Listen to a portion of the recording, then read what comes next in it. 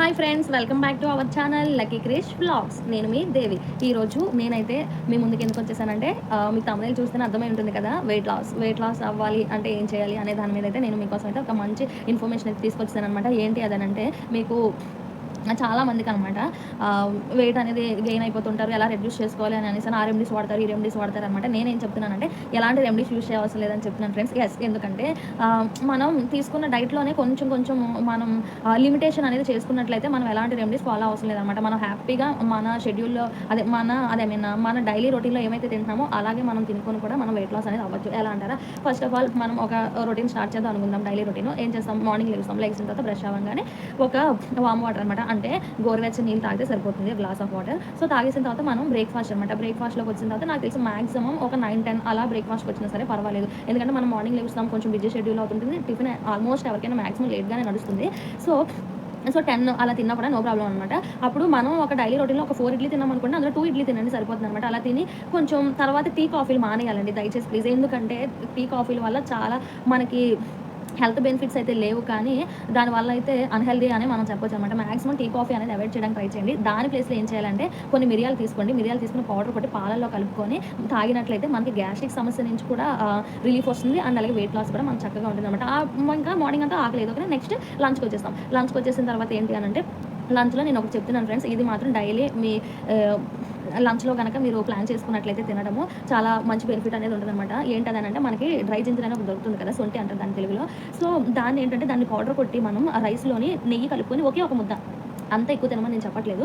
Only ఒక ముద్ద తిన్నా కూడా దాంతోని తినేసి అప్పుడు కర్రీ కలుపుకొని కూడా మనం తినొచ్చనమాట. సో అలా తినడం వల్ల ఏంటనంటే ఆ ఒక ముద్ద కూడా మనకి పొట్టలోని చాలా మంచి రిలీఫ్ ఇస్తుంది. అండ్ అలాగే గ్యాస్ట్రిక్ సమస్యను కూడా తగ్గిస్తుందనమాట. చాలా మంది గ్యాస్ట్రిక్, వెయిట్ లాస్ 2 కూడా ఉన్నారు అని నాకు తెలుసనమాట. ఎందుకంటే నేను ఆల్రెడీ పర్సనల్‌గా ఎక్స్‌పీరియన్స్ చేసేసిన తర్వాత నేను మీకు షేర్ చేస్తున్నాననమాట. సో నేను ఇలా చేశాను కాబట్టి నేను మీకు చెప్తున్నాననమాట. సో ఇది అయిపోద్ది. ఈవినింగ్ మనం వచ్చేస్తుంది. ఈవినింగ్‌లో ఏదైనా ఫ్రూట్ జ్యూస్ గానీ ఏదైనా తాగుతాము.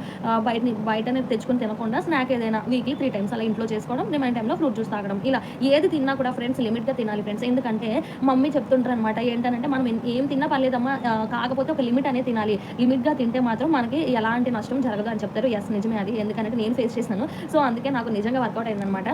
సో అది అలా అయిపోయిన తర్వాత స్నాక్ అయిపోతుంది కదా, స్నాక్ అయిపోయినాక ఏంటంటే డిన్నర్ వస్తుంది. డిన్నర్ ఎర్లీగా తినడానికి ట్రై చేయండి ఫ్రెండ్స్. ఎందుకంటే నేను లేట్‌గానే తింటాను. అలాగే తినేదాన్ని అప్పుడు చాలా ప్రాబ్లమ్స్ అయితే నేను ఫేస్ చేస్తున్నాను. అందుకే నేను ఇప్పుడు ఆ అలవాటు అయితే చేంజ్ చేసుకున్నాను అనమాట. కొంచెం ఎర్లీగా తినడానికి అయితే ప్రయత్నిస్తున్నాను అనమాట. సో అప్పుడప్పుడు పిల్లలతో ఎలా లేట్ అవుతుంటది, అది కామనేలెండి. అది కాకుండా మాక్సిమం వీలైనంత మటుకు ఏంటంటే ఎర్లీ డిన్నర్ చేయడానికి ప్లాన్ చేయాలన్నమాట. సో ఎర్లీ డిన్నర్ చేయడం వల్ల ఏంటంటే మనకి తొందరగా డైజెషన్ అవుతుంది. అండ్ అలాగే ఏమైనా మనకి లోపల ఫ్యాట్స్ ఏమైనా ఉంటే మన డైజెషన్ సిస్టమ్ వాటిని కరిగించుకొని మనకైతే అది లోపల వర్క్ చేస్తుందనమాట. సో దానివల్ల ఏంటనంటే మన లోపల ఉన్న ఫ్యాట్స్ అనేవి కరగడానికి ఒక అవకాశం అయితే ఉంటుందనమాట. సో అలా కూడా వెయిట్ లాస్ అవ్వచ్చు. అండ్ అలాగే అది లేట్‌గా తిన్నామనుకోండి, ఏమవుతుంది, దాన్నే ఆ ఫుడ్‌నే డైజెషన్ చేస్తూ ఉంటుంది. ఇంక లోపల ఉన్న ఫ్యాట్స్‌ని అది ఎప్పుడు డైజెషన్ చేస్తది కదా. సో తొందరగా అంటే ఎర్లీ డిన్నర్ చేసినట్లయితే మనకి ఎర్లీగా అది డైజెషన్ అయిపోతుంది డిన్నర్ అనేది. అండ్ అలాగే మనకి లోపల ఉన్న ఫ్యాట్స్‌ని అదైతే లోపల డైజెషన్ సిస్టమ్ అనేది డైజెషన్ చేసుకుంటూ ఉంటుంది. అది చేసే పననమాట. సో ఇదనమాట. మీరు అన్నం తినాలనుకుంటే నైట్ అన్నం తినండి. కాకపోతే తక్కువ లిమిట్‌గా తినండి. లేదా చపాతీ తిన్నోళ్ళు చపాతీ తినండి. లేదా 4 చపాతీ తిన్నోళ్ళు 2 చపాతీ తినండి. అలా మీరు డైలీ తీసుకున్న డైలీ రొటీన్‌లో మీరు ఎంతైతే ఫుడ్ తీసుకుంటున్నారో అందులో హాఫ్ తింటే సరిపోద్దని నేను చెప్తున్నాననమాట. సో అలా గనక పాటించినట్లయితే మీకు మంచి రిజల్ట్ ఉంటుంది ఫ్రెండ్స్. 3 మంత్స్‌లో ఎంతో కొంత వెయిట్, నేను అన్ని కేజీలు తగ్గిపోతారు, ఎన్ని కేజీలు తగ్గిపోతారని నేను చెప్పను. ఎందుకంటే తగ్గలేదనుకోండి కదా, అందుకని కంపల్సరీ అయితే తగ్గుతారు అనేది నేను చెప్తాననమాట. అప్పుడు నాకు 3 మంత్స్ తర్వాత నేను ఇలా తగ్గాను మేడం, ఇలా మీరు నాకు షేర్ చేయొచ్చు. సో అదనమాట. నేను మీకు నా పర్సనల్ ఎక్స్‌పీరియన్స్ నేను మీతో షేర్ చేశాననమాట. వీడియో నచ్చితే లైక్ చేయండి ఫ్రెండ్స్. అండ్ అలాగే ఇలాంటి ఏమైనా ఇన్ఫర్మేషన్ కావాలి, ఇలాంటి ఇన్ఫర్మేటివ్ వీడియోస్ కావాలి అనంటే నా ఛానల్ అయితే సబ్స్క్రైబ్ చేసుకొని బెల్ ఐకాన్ క్లిక్ చేయండి ఫ్రెండ్స్. నా నోటిఫికేషన్స్ అనేవి ప్రతిదీ మీకు వస్తాయన్నమాట. నేను ఏ వీడియో చేసినా సరే. అండ్ మీ రిజల్ట్‌ని నాకు కామెంట్ చేయండి ఫ్రెండ్స్. Bye bye.